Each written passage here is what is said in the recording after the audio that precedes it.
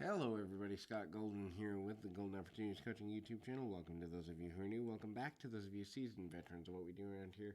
What we do around here is connect you with ideas, concepts, and helpful information. We got over 1,000 episodes of this series up on the channel on a variety of topics for coaching, life, relationship, business, and habit change advice. Would love to be of assistance to you if you're looking to break free of emotional limitations. Would love to help you in that way.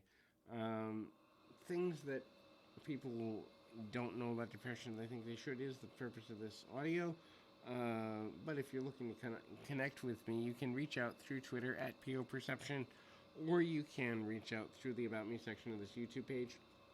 Either one will lead you into communication with me or a member of my team, and then we can go from there. The first thing that you should know is if it's depression, you won't be able to snap yourself out of it. A lot of people say that, just snap out of how you feel.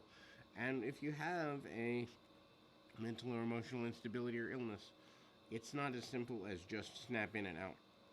There's biochemical aspects, there's trauma-related aspects, there's just different things that a person who has those challenges goes through that are not just as easy as come in and out of like you're on demand. And a lot of people don't realize that, they don't understand that in a deeper level, and so there are challenges when trying to get other people to begin to understand the parameters and dynamics that are associated with getting that into a level of power and into a level of health and wellness and all of that good stuff. The next thing to consider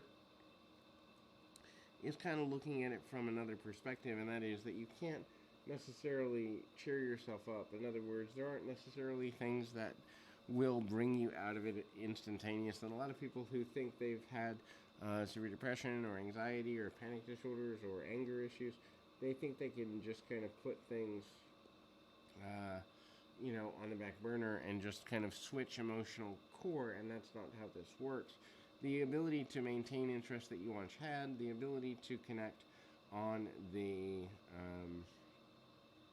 deeper emotional level with things that mattered to you before, and the ability to maintain hobbies, interests, and or things that are important to you becomes extremely more difficult as time goes by. This is because the core ability to focus on moving things forward in your own life becomes harder and harder as time goes by.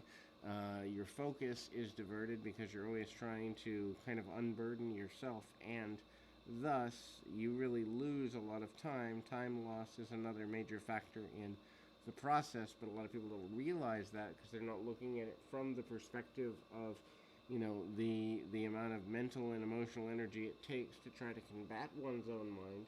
The inability to focus will lead you to have very little self-esteem, and also the inability to continue and follow through on self-care related challenges, thus leading to kind of a haphazard way of viewing the world, a haphazard way of connecting with things, and that ultimately leads to a certain level of emotional and mental and even sometimes on a deeper level spiritual burnout. In other words, why am I here? Why am I struggling at this level? These are all things that ultimately create problems and difficulties and hardships. And so hopefully this is helpful. I encourage you to keep your feet on the ground, your mind in the moment. Until next time, everybody.